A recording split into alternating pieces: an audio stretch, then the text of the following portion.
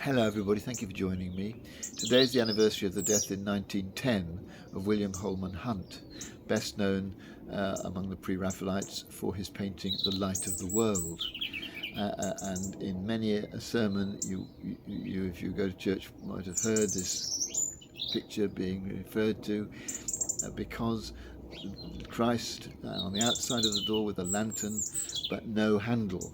So Christ can't come into your life unless you let him in. It's a cliched illustration that I must admit I've never wanted to use.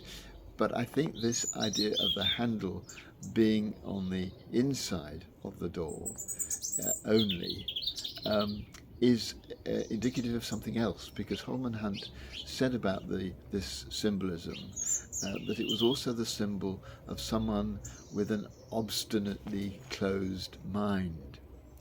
And it led me to think about people who are obstinately closed in their thinking, completely inflexible. I think we're all probably on this, have a little bit about this about us. We have fixed views which we feel very unwilling to let go of. But of course it can be taken to an extreme when people become really obstinate and fanatical and dangerous. Um, why do we have these closed minds? I think it's fear.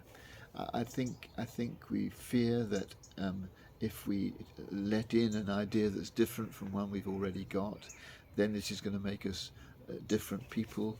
We're going to feel undermined as individuals. Our sense of who we are is going to be challenged, and I think that's something that makes us afraid. And I think one of the things that follows from this is that we tend to get afraid too when other people have views which are different from us, um, which don't fit in with our fixed idea of how things are and what should happen. And so we are antagonistic and, in the worst case scenario, violent against them. I think being fixed in our thinking is one of the great sources of some of the evils in our society today. Um, in extreme, it's so dangerous, but I think we need to be very careful that it isn't part of our way of being either.